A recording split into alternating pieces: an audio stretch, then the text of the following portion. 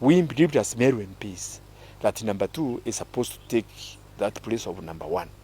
So we signed on strength that Kindiki is going to be appointed as NDP.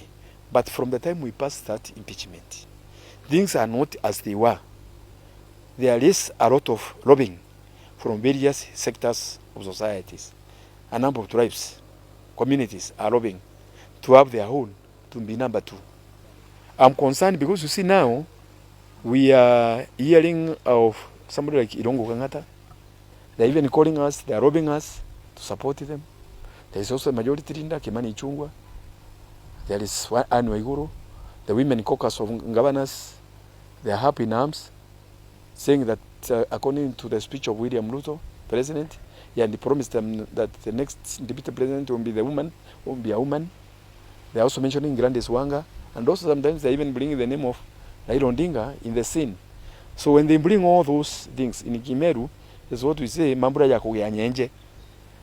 Mambura ya kuyanyenje is not straightforward as it was. So I'm so much concerned that there are those other players who have come in the scene. See?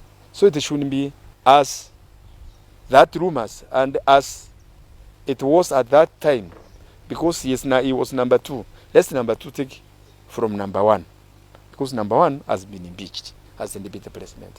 More than that, when Kindiki is down here, like Central Imenti, all the rivers which we have flows to his place, Taraka, where he comes from. He knows the problem we have about electricity, about drones and so on. It's not somebody whom I'm going to call and explain. It's somebody who won't be even knowing by the time I tell him that there's a problem here, you already know. So to me, it will be a great advantage. I want to insist on that one shouldn't be repeated. There is no time when William Ruto called us and told us to impeach Gachagua. It is a change sheet it was the changes which were ending in parliament. But I have seen it that you people, you are trying to coin it and make it that it's William Ruto who told us. He did not.